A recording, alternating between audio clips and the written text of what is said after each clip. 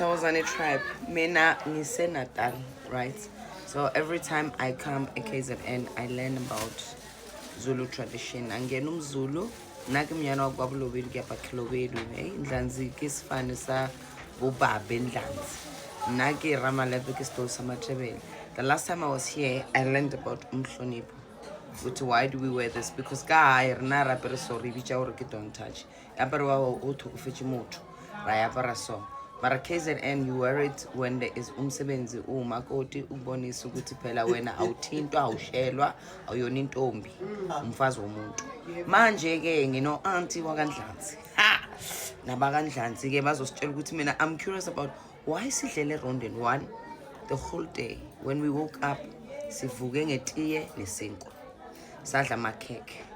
Then mesiqeda lapho ke kwadliwa ini ezingaphakathi umkhodu nefo Joburgers Gautengers ulusu it's the insides. Then sadla curry guys is like you know what you mean it's like rice yabona mayinyayina 7 colors. Then masingene erondweni and la kuthiwa ukuthi ungena thina bomakoti ke nabogogo. Then sadla ke inyama ke ehlatshiwe enganonganga ngocurry. You see what I'm saying ne kunojeqe and all of those things. So manje nginabo auntie bazosichazela ukuthi why sidla erondweni singahlanganela ekudleni like when we were eating curry and stuff.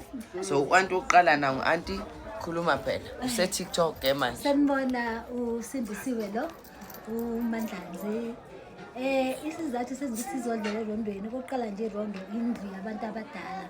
So ezumndeni sihlanganela khona la ukuzothoba sithobela abantu abadala cause uma ngabe kwenziwa umsebenzi kusuke kwenzela ukuthi labantwana abadala babe khona. So ezumndeni ufuna sihlalela nathi sizohlanganyela nabo sitshengisa ukuthi sesizothoba sizozwa sidle khona ezumndeni. Abantu abadala ngeke bashaya gogo ukuthi senze content. No, angikholwa ukuthi bangashaya cause phela ayikho into embi esiyenzile ephambana nesizulu. Ukwenza content angikholwa ukuthi ngabe kubi ngalona akukubi empeleni ku-right athi. And ngiyafundisa ngisho gogo. Yani Zulu Mandlanzi number 1 ngiyafundisa guys.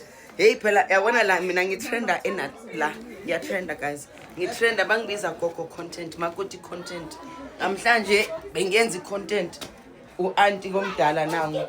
Auntie kungani sidla kaningi ngoba siqale ekseni sidla nje akupheli siyahlala siyadla siyaphuza. Hey kusiko laseNatal nkosiyami. Ukudla kusuke emlonyeni yabo masemakhaya thina sidla njalo nje. Usiko ke la khona eNatal lelo ukuthi isigaba sidle ukuthi ngesigaba sidle ukuthi isigaba sidle ukuthi isigaba sidle. Igaba ehlukahlukene auntie. Kwenziwa kuphela mokunomsebenzi noma kunomsebenzi nje sesedle kanjalo sinandisa. Oh nizwile ke ne. Guys, I think I can do a documentary, right? Skokotini Ondlanzi bringing you coming live from KZN. Siyabonga ngisho. Yebo gogo. Ay sayifaka ke content number 2. Sindo usongenile ke.